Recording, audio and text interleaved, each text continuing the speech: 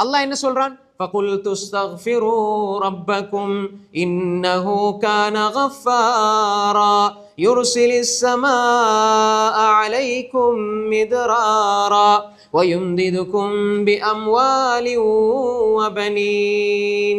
அல்லாஹ் என்ன சொல்றான்? நீங்க இஸ்திக்ஃபார் செய்யுங்க. நூஹ் அலைஹிஸ்ஸலாம் தனது கூட்டத்துக்கு சொன்னது அல்லாஹ் சொல்றான், நீங்க இஸ்திக்ஃபார் செய்யுங்க, அல்லாஹ்வோட பாவங்களை மன்னிப்பான். பாவம் என்பது மனிதனுடைய நிம்மதியை பறிக்கும். அந்த நிம்மதியை பறிக்கிறதுல அந்த பாவம் முதலிடம் பெறுகிறது. அப்ப இஸ்திக்ஃபார் செஞ்சா அல்லாஹ் பாவத்தை மன்னிச்சால் அந்த இடத்துல நிம்மதி திரும்ப வரும். நீங்க இஸ்திக்ஃபார் செய்யுங்க, அல்லாஹ் உங்களை மன்னிப்பான். நீங்க இஸ்திக்ஃபார் செய்யுங்க, யுர்சிலிஸ் ஸமா அலைக்கும் மித்ராரா, அல்லாஹ் தஆலா வானத்திலே இருந்து மழையை பொழிவிப்பான். சுப்ஹானல்லாஹ், அல்ஹம்துலில்லாஹ், அல்லாஹு அக்பர் நீங்க தஸ்பீஹ் செய்யற மாதிரி அஸ்தக்ஃபிருல்லாஹ் அஸ்தக்ஃபிருல்லாஹ் அஸ்தக்ஃபிருல்லாஹ் லா இலாஹ இல்லா அன்த சுப்ஹானக இன்னி குன்து மினல் ஸாலிமீன் இப்படி நீங்க இஸ்திக்ஃபார் செஞ்சு பாருங்க, வானத்திலே இருந்து மழை வரும்னு அல்லாஹ் சொல்றான். வயும்திதுக்கும் பி அம்வாலின் வபனீன், உங்களுக்கு அல்லாஹ் தஆலா பொருளாதாரத்தை தருவான், உங்களுக்கு பிள்ளை பாக்கியத்தை அல்லாஹ் தருவான். வயஜஅல் லக்கும் ஜன்னாத், தோட்டம் துறவுகள் அல்லாஹ் உருவாக்குவான். வயஜஅல் லக்கும் அன்ஹாரா, வறண்டு போன காஞ்சி போன நிலங்களில் அல்லாஹு தஆலா ஆறுகளை பெருக்கெடுத்து ஓடச் செய்வான். நீங்க இஸ்திக்ஃபார் செஞ்சா அவங்களோட மரம், தோட்டத்தில் காஞ்சி போன மரம் மீண்டும் அது புத்துணர்ச்சியோடு மீண்டும் அந்த மரம் செழித்து வளரும் என்று அல்லாஹ் சொல்றான். நீங்க இஸ்திக்ஃபார் செய்யுங்க, மரம் வளரும் அல்லாஹ் சொல்றான். இது எங்களால் நம்ப முடியுதா? மூமின் எப்படி நம்புவான்? இது அல்லாஹ்வுடைய வார்த்தை. நான் இஸ்திக்ஃபார் செய்தால் இந்த மரமும் வளரும், மழையும் பொழியும், ஆறுகள் செழிப்படுத்து மீண்டும் அது செழிப்பாக ஓடும், ஆறு பெருக்கெடுத்து ஓடும். இப்படி ஒரு மூமினுடைய நம்பிக்கை உள்ளத்திலே, யா அல்லாஹ் எனக்கு இன்ன பிரச்சனை இருக்குது, யா அல்லாஹ் இன்ன கஷ்டம் இருக்குது, யா அல்லாஹ் இந்த துன்பம் இருக்குது, யா அல்லாஹ் என்று ஒரு முஃமின், ஒரு மனிதன் நினைக்கிற பொழுது அந்த மனிதன் இஸ்திக்ஃபாரை கடைபிடிப்பான், இஸ்திக்ஃபாரோடு வாழுவான். அல்லாஹ்விடத்தில் எந்நேரம் இஸ்திக்ஃபார். ஏன் அல்லாஹ் அப்படி இணைச்சு வச்சிருக்கிறான்? நீங்க தொழுக முடிந்து விட்டதா, அஸ்தக்ஃபிருல்லாஹ் அஸ்தக்ஃபிருல்லாஹ் அஸ்தக்ஃபிருல்லாஹ். அல்லாஹோடு ஒரு மனிதன் மீண்டு செல்கிற பொழுது, இஸ்திக்ஃபார் செய்து வாழுகிற பொழுது அல்லாஹு தஆலா அவனுடைய வாழ்க்கையில் ஆச்சரியங்களை அல்லாஹு தஆலா உண்டு பண்ணுவான். அன்புக்குரிய சகோதரர்களே, நீங்க செய்கிற இஸ்திக்ஃபாரால் இந்த மரம் செழித்து வளர்கிறது என்றால் உங்களோட மனசு செழிக்காதா? நீங்க செய்யற இஸ்திக்ஃபாரால இந்த மரத்துல அல்லாஹ் செழிப்பை உண்டாக்குவேன் என்று சொல்றான்டா. நீங்க இஸ்திக்ஃபார் செஞ்சா உங்களோட மனசுல இருக்கிற கஷ்டத்தை அல்லாஹ் நீக்க மாட்டானா? உங்களோட மனசுல இருக்கிற பிரச்சனை அல்லாஹ் நீக்க மாட்டானா? அன்புக்குரிய சகோதரர்களே, எனவே இஸ்திக்ஃபார் என்பது எல்லா நிலைகளிலும் ஒரு முஃமினுடைய வாழ்க்கையை ஆச்சரியப்படுத்துகிற மிக முக்கியமான இரகசியம். அதே போன்று அன்புக்குரிய சகோதரர்களே, ஒரு முஃமினுடைய வாழ்க்கையில் இருக்கிற மிக முக்கியமான ஒரு இரகசியம் தான் அத்தக்வா, இறை உணர்வு. தக்வா என்று சொல்கிற பொழுது இறை அச்சம் என்று மொழிபெயர்க்கப்பட்டாலும் அதனுடைய சரியான மொழிபெயர்ப்பு இறை உணர்வு. இறை அச்சம் என்பதும் அதிலே இருக்கிறது. அல்லாஹுடைய அருளை ஆதரவு வைத்து அல்லாஹுடைய தண்டனையை பயந்து வாழுகிற அந்த இறை உணர்வு ஒரு மனிதனிடத்திலே இருக்கும். அத்தக்வா எப்படி? وَمَن يَتَّقِ اللَّهَ يَجْعَل لَّهُ مَخْرَجًا وَيَرْزُقْهُ مِنْ حَيْثُ لَا يَحْتَسِبْ. அல்லாஹுடைய உணர்வோடு ஒரு மனிதன் வாழுகிறான். எப்படி? அல்லாஹ்வுக்கு மாறு செய்யாமல், அல்லாஹ்வுடைய வரம்புகளை மீறாமல், பாவம் செய்யாமல், அல்லாஹ்வுக்கு கட்டுப்பட்டு அல்லாஹ்வுக்கு அடிபணிந்து வாழுகிற ஒரு மனிதனுடைய வாழ்க்கையில் ஆச்சரியங்களை அல்லாஹு தஆலா உருவாக்குவான். எப்படி? ஒரு யூசுப் அலைஹிஸ்ஸலாம், ஒரு கதவுகள் மூடப்பட்டு எல்லா பாவங்களினுடைய வாசல்களும் திறக்கப்பட்டிருக்கிறது.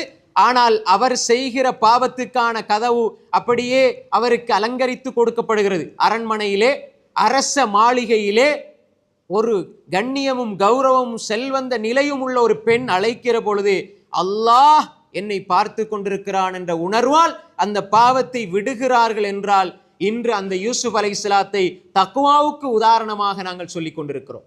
அல்லாஹ்வுடைய உணர்வுக்கு, அந்த இடத்தில் அல்லாஹ் என்னை பார்க்கிறான் என்ற உணர்வு அவர்களுக்கு வருகிறது. பாவத்திலிருந்து அவர் தவிர்ந்து கொள்கிறார். அன்புக்குரிய சகோதரர்களே, அல்லாஹுவை நீங்கள் வெளிப்படையில் பயப்படுவது, வெளிப்படையில் தக்வாவோடு இருப்பது, மக்களோடு மக்களாக இருக்கிற பொழுது நீங்க தக்வாவை காட்டுறது அல்ல. தக்வா என்பது எங்க வரணும்? அதனுடைய பிரதிபலிப்பு என்னை இந்த உலகமே பார்க்காமல் முழு உலகத்தில் இருந்தும் நான் ஒரு இடத்திலே ஒதுங்கி நான் தனிமையில் இருக்கிற பொழுது பாவம் செய்கிற எல்லா சூழ்நிலைகளும் என்னை சூழ்ந்திருக்கிற பொழுது, பாவம் செய்கிற நிலைகள் எனக்காக அந்த சூழல்கள் திறந்திருக்கிற பொழுது, அந்த சூழ்நிலை எனக்கு சாதகமாக இருக்கிற பொழுது, யாரும் என்னிடம் எதையும் கேட்க முடியாது என்று இருக்கிற நிலையில் ஒரு முஃமின் அல்லாஹ்வுடைய உணர்வோடு இருக்க வேண்டும். யாருமே கேட்க மாட்டாங்க, யாரும் பார்க்க மாட்டாங்க, யாரும் எது சொல்ல மாட்டாங்க. நான் சுதந்திரமா இருக்கிறேன். இந்த நேரத்தில் ஒரு அந்நிய பெண்ணோடு பேசுவது, ஒரு அந்நிய பெண்ணை பார்ப்பது, ஆபாசமாக பேசுவது, குலைந்து குலைந்து பேசுவது, ஆபாசமான படங்களை பார்ப்பது, இப்படியான எல்லா தீமைகளும், ஏன் என்ன பார்க்கறதுக்கு அம்மா இல்ல, பாப்பா இல்ல, மச்சா இல்ல, மைனி இல்ல, யாருமே, மனைவி இல்ல, யாரும் இல்ல, பிள்ளைகளும் இல்ல, நான் தனியே. இந்த நேரத்தில் ஒரு இசையை கேட்பதற்கு அல்லாஹ் என்னை பார்க்கிறானே. எல்லாரும் இந்த மக்கள் எல்லாம் பார்க்கிற பொழுது அவங்களை திருப்திப்படுத்துறதுக்காக பாவத்தை விடுற நான், அல்லாஹ் என்ன பார்த்துட்டு இருக்கும் பொழுது, அல்லாஹ் பார்த்தா என்ன பார்க்காட்டி என்ன சொல்லி என்னை பார்ப்பவர்களில் மிக இழிவானவனாக அல்லாவை நான் பார்க்கிறேனே. அப்பொழுது தக்குவா எங்கே போய்விட்டது? என் வாப்பா பார்த்த வார பயம் என்ற ரப்பு பார்க்கும் பொழுது வரவில்லையே. என்ற உம்மா பார்த்தா வார பயம் என்ற ரப்பு பார்க்கிற பொழுது வரையில்லையே. அப்போ உலகத்துக்கு நடிச்சு என்ன செய்ய, ஊருக்கு நடிச்சு என்ன செய்ய? தக்குவா நீ தனிமையில் இருக்கிற பொழுது வர வேண்டும். எப்படி நீங்க வாழ்ந்து பாருங்க.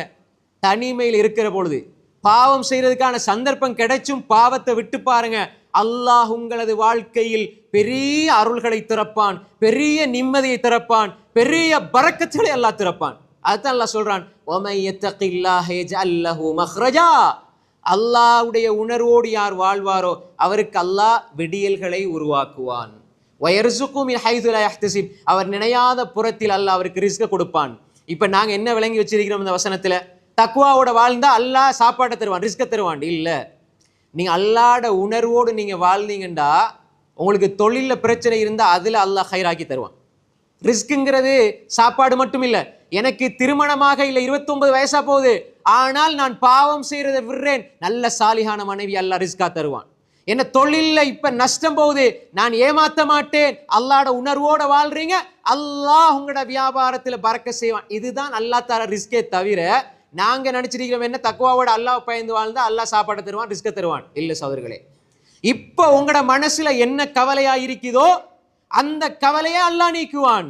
உலகத்தில் ஒரு முஃமினுக்கு அல்லாஹ் கொடுக்கிற பெரிய ரிஸ்க் மன நிம்மதி. சகோதரர்களே, இன்றைக்கு எத்தனையோ பேர் கோடான கோடியை வச்சுக்கிட்டு நிம்மதிக்காக அலைகிறாங்க.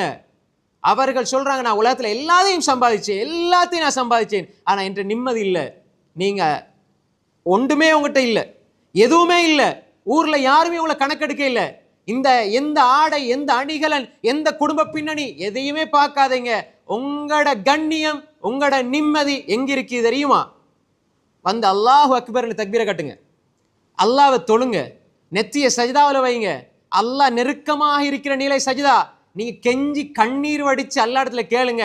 அந்த கண்ணீரோடு சேர்ந்து உங்களுடைய உள்ளத்தினுடைய காயங்களும் பறந்து போகும். அங்கே நிம்மதி கிடைக்கும். பள்ளிக்குள்ளே நிம்மதி இருக்கிறது, சஜிதாவில் நிம்மதி இருக்கிறது, குர்ஆனில் நிம்மதி இருக்கிறது, சதகாவில் நிம்மதி இருக்கிறது. அன்புக்குரிய சகோதரர்களே, இதை அல்லாஹ் ரிஸ்காக யாருக்கு தருவான்? மூமினுக்கு. அன்புக்குரிய சகோதரர்களே, எல்லா பொதுவாக உலகத்தினுடைய அகராதியில ஒரு கோட் சூட் போட்டு நல்ல கார்ல நல்ல வசதி வாய்ப்போட நல்ல பவரா ஒரு மனிதர் வாரார். 4 பேர் பக்கத்துல பெரிய ஒரு அந்தஸ்துல கௌரவத்துல ஒரு மனிதர் வாரார். இதான உலகத்திர வளமையில அந்தஸ்துக்குரியவர். அல்லாஹ்ட பார்வையில யார் அந்தஸ்துக்குரியவர்? மூமினுடைய பார்வையில யார் அந்தஸ்துக்குரியவர்? அவருடைய உடை அது கிழிந்து போயிருக்கிறது, அவருடைய குடும்பம் அதிலே வசதி இல்லை, வாய்ப்பு இல்லை, அவருடைய வீடு ஓலை வீடு. இப்படி இருந்தாலும் அல்லாஹ்விடத்திலே கண்ணியமானவர், இன் அக்ரமக்கும் இந்தல்லாஹி அத்காக்கும், உங்களில் அல்லாஹ்வுடைய அந்த உணர்வோடு தக்வாவோடு இருக்கிறவர் தான் அல்லாஹ்விடத்திலே கண்ணியமானவர். ருப்ப அஷ்அஸ வ அக்பர் மதுஃபூஅன் பில் அப்வாப் லவ் அக்ஸம அலல்லாஹில் அபர்ர. எத்தனையோ தலைவிரிகோலமாக புழுதி படிந்த நிலையில் எத்தனையோ மனிதர்கள் இருப்பார்கள். மக்களாக இருப்பாங்க, அவங்களை யாருமே கணக்கெடுக்க மாட்டாங்க.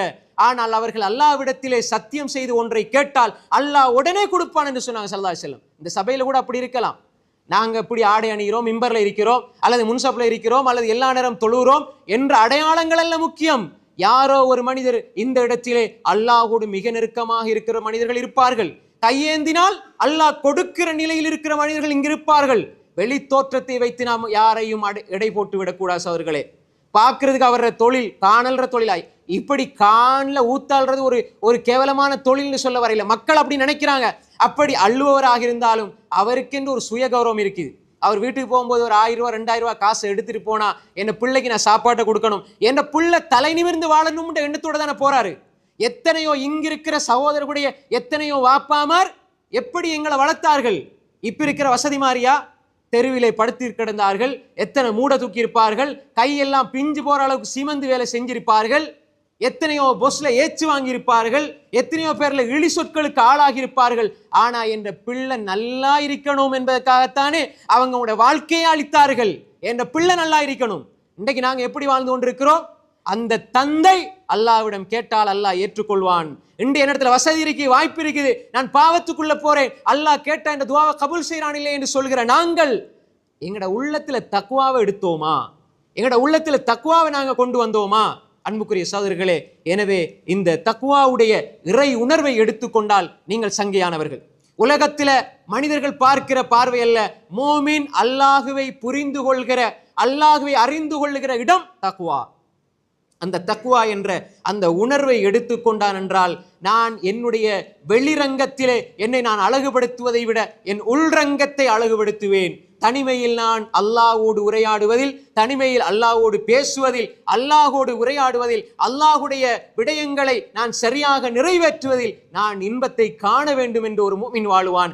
அப்படிப்பட்ட இரகசியங்களை வாழ்க்கையில் அவன் பேணிக் கொள்கிற பொழுது அவனுடைய வாழ்க்கை மிக மிக ஆச்சரியமானதாக அமையும். அப்படிப்பட்ட வாழ்க்கையை அல்லாஹ் நம்ம எல்லோருக்கும் தந்தருள்வானாக. அல்ஹம்துலில்லாஹ் வஸ்ஸலாத்து வஸ்ஸலாம் அலா ரசூலில்லாஹ் அம்மா பஅத். அன்புக்குரிய சகோதரர்களே, ஒரு மூமினுடைய வாழ்க்கையை ஆச்சரியமாக மாற்றக்கூடிய இரகசியங்கள் என்பதில் 4 விடயங்களை நாங்கள் பார்த்தோம். 5வது தவக்குல்.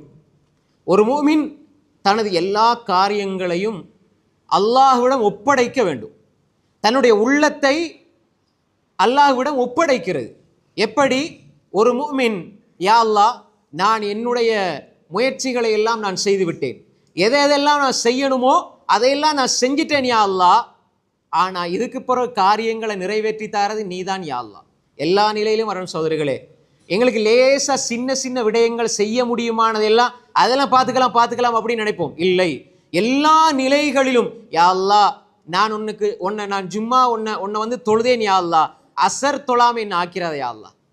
நிறைய பேர் நினைக்கிறது, என்ன இப்னு கையில் ஜௌசியா ரஹிமஹுல்லாஹ் தனது மதாரிஜுஸ் சாலிகின் என்ற நூல்ல எழுதுறாங்க, ஒரு சில மூமின்கள், ஒரு சில மனிதர்கள் எப்படி நினைக்கிறாங்கண்டா, அல்லாஹ் சாப்பாடு தந்தா, அல்லாஹு தஆலா குடிபானத்தை தந்தா, அல்ஹம்துலில்லாஹ் அல்லாஹ் பெரிய அருளை தந்துட்டான்னு அவங்க நினைக்கிறாங்க. நிஅமத் அல்லாஹ் தந்துட்டான்னு நினைக்கிறாங்க. ஆனா ஈமான் அதை அருளா நினைக்கிறதே இல்லை. அல்லாஹ்வை வணங்குறதுக்கு எங்களை தௌஃபீக் செய்யறானே, அதை அருளா விளங்குறதே இல்லை. இதை நாங்கள் அல்லா இடத்துல கேட்கணும். இதான் அருள் சகோதரர்களே. யா அல்லாஹ், சுபூ சொல்லாம என்ன ஆக்கிறாத யா அல்லாஹ், ஜும்மாக்கு கொண்டு வந்து சேர்த்த நீ யா அல்லாஹ், என்ன சுபூக்கும் என்ன கொண்டு வந்து சேர்த்துறியா அல்லாஹ். இன்றைக்கு பாருங்க, நாங்க அல்லாஹ் எங்கிட்ட பறிக்கிற மிக முதலாவது பெரிய அருள் என்ன தெரியுமா? அல்லாஹ் பறிக்கிறதுல நிறைய சொல்லுவோம், ஆரோக்கியம் அது இது அப்படின்ட்டு, அதெல்லாம் 2வது. முதலாவது, அல்லாஹ்வை வணங்காம எங்கட உள்ளத்தில் அல்லாஹ் பத்தி உள்ள மறதி ஏற்படுதே, இது அல்லாஹ் தார பெரிய தண்டனை சகோதரிகளே. அல்லாஹ்வை மறந்திருக்கிறது என்பது அல்லாஹ் எங்களுக்கு தந்திருக்கிற ஒரு தண்டனை. யா அல்லாஹ், அதை நீக்கிறியா அல்லாஹ், நான் செஞ்ச பாவத்துல தந்துட்டா யா அல்லாஹ், அதை நீக்கிறியா அல்லாஹ். யா அல்லாஹ், அசர் தொலை எனக்கு தௌஃபீக் செஞ்சிரியா அல்லாஹ். இதே மூமின்கள் தானே, இதே முஸ்லீம்கள் தானே, இதே களிமா சொன்னவங்க தானே. இப்ப பள்ளி நிறைஞ்சு வாசல் வரைக்கும் நிக்கிறீங்க தானே. இதுல எத்தனை பேர் அசர ஜமாத்தோட தொழுவோம் சொல்லுங்க ஆகும்? எத்தனை பேர் ஃபஜ்ர ஜமாத்தோட தொழுவோம் சொல்லுங்க ஆகும்? அப்ப அந்த அருள் பறிக்கப்பட்டிருக்கிறதே.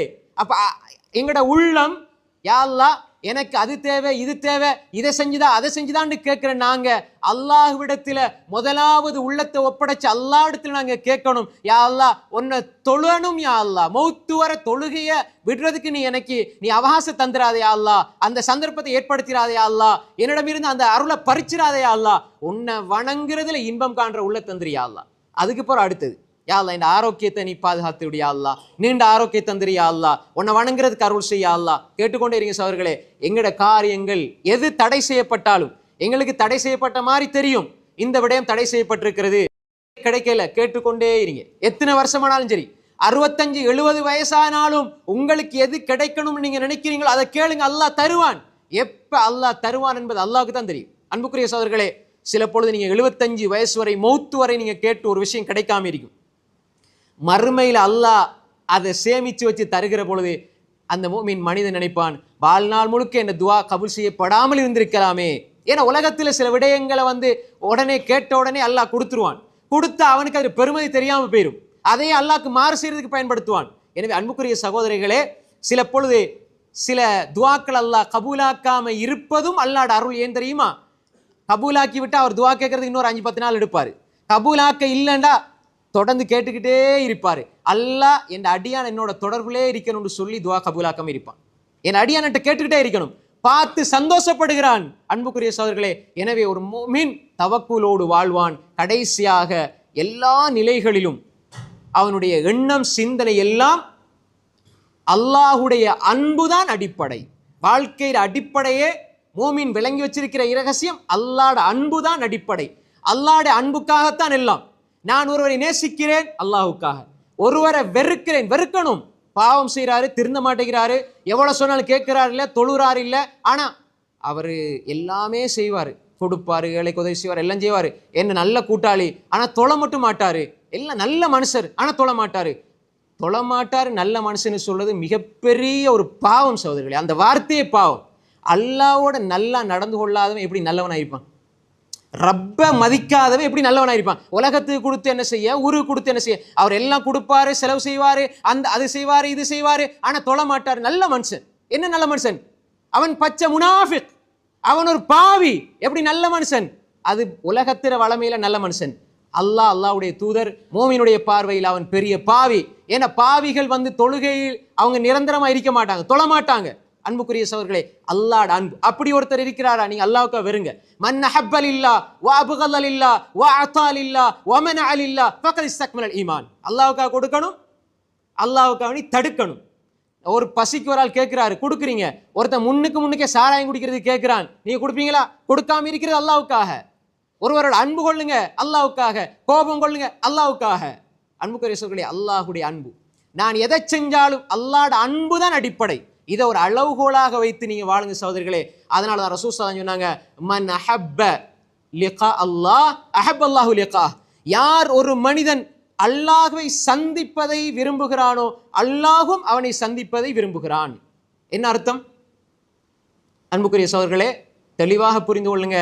யார் ஒரு மனிதன் அல்லாஹ்வை சந்திக்கிறதை விரும்புகிறானோ அவன் அல்லாஹ் சந்திப்பான்னு சொல்லல ரசூல் ஸல்லல்லாஹு அலைஹி வஸல்லம்.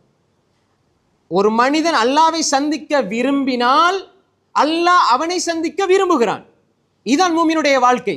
இப்ப பாருங்க, நான் உலகத்தில் ஒரு பெரிய அரசியல்வாதியை அல்லது பிடித்த ஒரு ஆளை சந்திக்க நான் விருப்பப்பட்டு போறேன், நான் விரும்பி போறேன். ஆனா அவர் என்ன விருப்பத்தோட சந்திக்க மாட்டார். சந்திக்க வராரு, சந்திக்க கையை கொடுத்துட்டு ரைட் ஓகே 2 நிமிஷம் பேசிட்டு அனுப்புவார். ஆனால் அல்லாஹ்வுடைய தூதர் சொன்னாங்க, யார் ஒரு மனிதன் அல்லாஹ்வை சந்திக்க விரும்புகிறாரோ அவரை அல்லாஹ் சந்திக்க விரும்புகிறான். நீங்க எந்த அளவு என்ற ரப்ப பார்க்கணும், சந்திக்கணும் என்று எந்த அளவு ஆசை வைக்கிறீர்களோ அதே ஆசையோடு அல்லாஹ் உங்களை நாளை மறுமையிலே சந்திப்பான் என்றால் அன்புக்குரிய சகோதரர்களே, இதுதான் ஒரு முஃமினுடைய வாழ்க்கையின் இலக்கு. இந்த சந்திக்கின்ற நேரத்தில் அல்லாஹ் என்னை பொருந்திக் கொள்ள வேண்டும். அதற்குத்தான் இந்த வாழ்க்கை என்று வாழுகிற பொழுது உலகத்தில் தெரிகிற கஷ்டங்கள், பிரச்சனைகள் எல்லாம் நிச்சயமாக அல்லாஹ் அதுக்கு கூலி தருவான். ஏன்? என்னுடைய ரப்பை நான் சந்திக்க இருக்கிறேன். ரப்பை சந்திக்கிற பொழுது எனக்கு அல்லாஹ் தந்த அருள்களுக்கு நல்ல முறையில் நான் வாழ்ந்தேன், அதுக்கு அல்லாஹ் நன்மை தருவான். அல்லாஹு தஆலா எனக்கு சில சோதனைகளை தந்தான், பொறுத்து கொண்டேன், அதற்கும் அல்லாஹ் நன்மை தருவான். எனவே நான் அல்லாஹ்வின் சந்திப்பை ஆசை வைத்து செல்லுகிறேன். அல்லாஹ் என்னை விருப்பத்தோடு சந்தித்து என்னை பொருந்து கொண்டு அல்லாஹ் சுவர்க்கத்தை எனக்கு தருவான். இதுதான் ஒரு முஃமினுடைய வாழ்க்கையை மாற்றுகின்ற, ஆச்சரியப்படுத்துகின்ற இரகசியங்கள். இந்த அடிப்படையில் வாழ்ந்து மரணிக்கிற நன்மக்களாக அல்லாஹு தஆலா நம்ம எல்லோரையும் ஆக்கி அருள்வானாக.